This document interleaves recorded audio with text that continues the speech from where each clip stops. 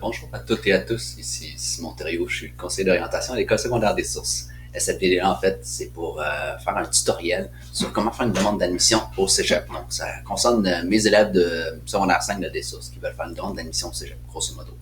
Si c'est partagé ailleurs, que ça sert, tant mieux. Le plus ça aide de monde, le mieux c'est. Donc, vraiment, si vous voulez faire une demande d'admission, donc à partir du 12 janvier, donc là, je suis en train d'enregistrer ça le 11 en soirée. Donc, le 12 janvier 2021 jusqu'au 1er mars 2021, c'est la période de temps avec le SRAM, le Système régional d'admission métropolitain, pour faire une demande d'admission. Premier truc qu'on va faire, c'est se rendre au site internet du sram.qc.ca. Donc, ça, c'est la page d'accueil. Vous descendez en bas à gauche sur demande d'admission en ligne. Donc, on clique là-dessus.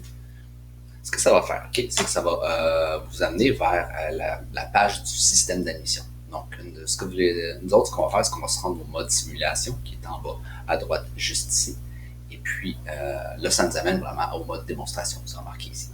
Bon, ça va être la même affaire. Fait que là, vous cliquez sur soumettre une demande d'admission. Et ça vous amène après ça à un menu juste ici. Donc, nous autres, ce qu'on va faire, c'est qu'on va cliquer sur candidat régulier. C'est le type de candidature qu'on a pour pas mal tous mes élèves de secondaire 5 qui veulent faire une demande d'admission. Donc, on clique là-dessus. Et à partir d'ici, ce que vous allez faire, c'est que vous allez vous créer un compte avec votre adresse courriel pour la demande d'admission. Maintenant, ce qui est important de se rappeler, c'est que c'est préférable d'utiliser votre adresse personnelle.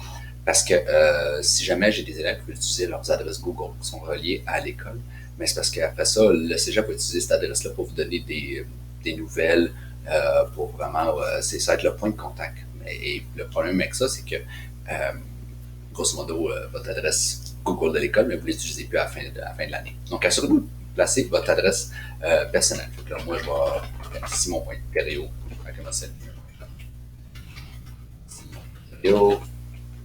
gmail.com. Ou vous inventez un mot de passe que vous allez pouvoir vous rappeler facilement. Et voilà. OK, parfait. Et vous créez votre compte. Donc, vous créez dans le fond un compte avec le SRAM, avec le système d'admission. Ça vous amène à la prochaine page des directives. Donc, naturellement, la date limite, c'est le 1er mars 2021 pour faire la demande d'admission. Puis après ça, il vous mentionne que ça vous prend 2 choses pour vous assurer de compléter au complet la demande d'admission. Votre code permanent. Le code permanent, c'est le code qui est associé à votre dossier scolaire pour le restant de votre vie. Ce code-là, c'est affiché sur le relevé des apprentissages ou votre bulletin d'école. C'est le code qui commence avec 4 lettres puis qui a une longue série de chiffres juste après. Donc, assurez-vous d'avoir ça. Donc, un bulletin ou le relevé des apprentissages, souvent c'est en haut à droite ou en haut à gauche. Vous allez voir, c'est assez clairement indiqué. Et ça prend aussi une carte de crédit Visa ou Mastercard pour faire le paiement à la fin. Donc, on va aller sur commencer. Super. Donc, après ça, ce qu'il vous demande, c'est, je vais me placer ici, en fait, c'est un système par tour, le SRAM. Donc, il y a 3 tours au total. Donc, pour le premier tour, vous n'avez pas le choix de faire un choix de programme dans un cégep. C'est le même que ça fonctionne. Pour ce qui est du plan B et puis du plan C, c'est si jamais vous êtes refusé. Donc, d'ici le 2 avril, ils sont obligés de vous donner une réponse. À ce moment-là, vous allez pouvoir choisir un plan B si ça n'a pas fonctionné. Mais là, pour le premier tour, c'est un choix de cégep, un programme. Donc, mettons, moi, je choisis cégep André-Lando, puis je veux rentrer, je rentre dans le moteur sciences humaines avec mathématiques supplémentaires. Ce qui va arriver assez souvent, c'est que les programmes peuvent avoir des profils particuliers. Donc, des particularités que vous devez de choisir, grosso modo.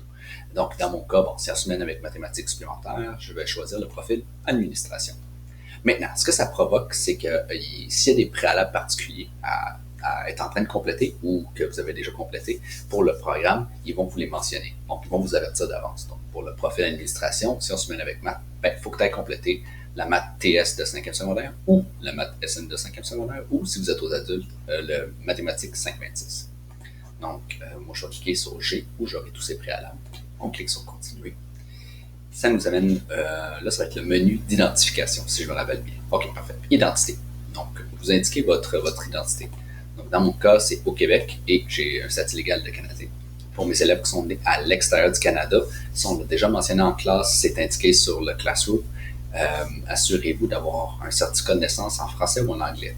Donc, c'est dire que si votre certificat de naissance est en mandarin ou en espagnol, assurez-vous de le faire traduire parce qu'ils vont vous demander une pièce d'identité qui statue votre identité au Canada et votre certificat de naissance, soit en anglais ou en français. Fait que là, assurez-vous de le faire traduire s'il est dans une autre langue. Donc, dans mon cas, c'est pas vraiment problématique. Après ça, je remplis mes informations personnelles. Simon Thériault, bon, date de naissance, je pourrais mettre une date de naissance.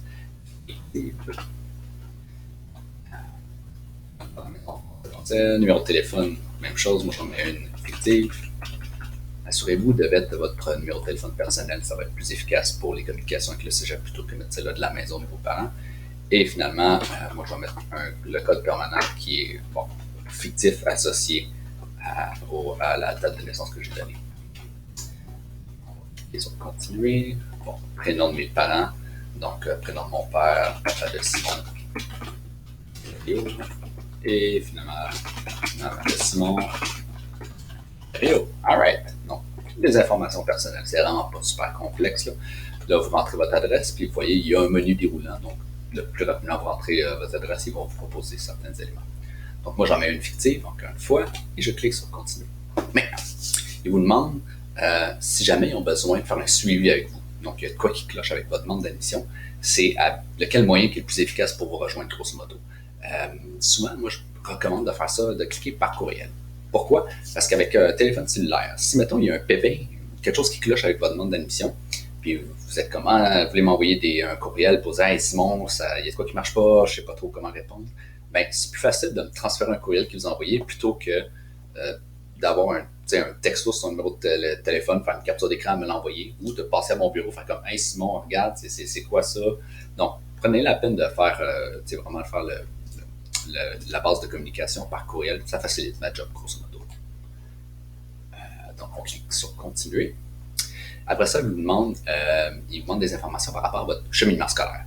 Donc, pour la plupart de mes élèves en 5e secondaire, c'est secondaire secteur jeune. Puis après ça, vous n'êtes pas au collégial. Si certains font des cours aux adultes à distance ou des cours aux adultes en même temps, vous pouvez cliquer sur oui, mais pour la plupart, ça va être non. Okay? Et après ça, ce qu'ils vont vous demander, c'est l'école fréquentée en lien avec où ce que vous êtes en ce moment. Donc, nous autres, c'est des sources. Donc, quand dans le menu déroulant, vous allez cliquer source, ça va apparaître source, virgule, école D. Puis faites bien attention parce que si vous marquez école des sources, il ne le trouve pas. Okay? Donc, faites juste marquer source, ça va être le premier, source, virgule, école D, puis ça va être l'école qu'on est. Donc, vous indiquez ça dans le système d'admission. Et après ça, en fait, ça, c'est une des dernières pages. Là. Ils vont juste s'assurer de vous demander de vérifier que tout est correct. Donc, vous vérifiez que toutes les informations sont véridiques. Donc, lieu de naissance, numéro de téléphone, date, patati patata. Et après ça, vous confirmez la demande. Là, dans notre cas, c'est simulé parce que c'est une simulation. Donc, on simule la demande. Donc, vous arrivez en fait au menu principal. Donc, ça vous renvoie au menu d'admission qui est lié à votre adresse courriel puis le mot de passe que vous avez mis précédemment. Donc, ça veut dire que votre demande d'admission est complétée. Puis là, il reste certains éléments à faire pour juste la valider en quelque sorte. Okay?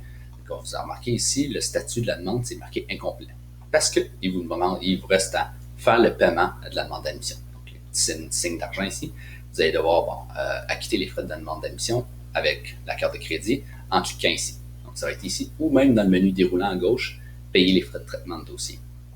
Ça se peut qu'il vous demande certains documents à envoyer dans le système d'admission. Donc, si jamais vous voulez ajouter une lettre de motivation, si jamais vous êtes mis à l'extérieur, vous avez besoin de mettre une preuve de citoyenneté canadienne puis le certificat de naissance, ça va être dans transmettre des documents juste ici à gauche ou juste ici cliquant ici. Donc, si vous voulez mettre d'autres documents, donc si vous appliquez en soins infirmiers et que vous avez une carte RCR, donc, et vous voulez prendre une photo pour leur montrer, ça peut être super pertinent de mettre ça.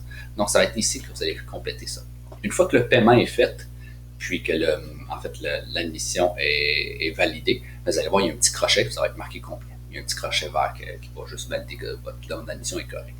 Si jamais vous avez payé, vous pouvez aussi vous changer d'idée, vous pouvez modifier le choix de votre demande d'admission. Ça peut aider.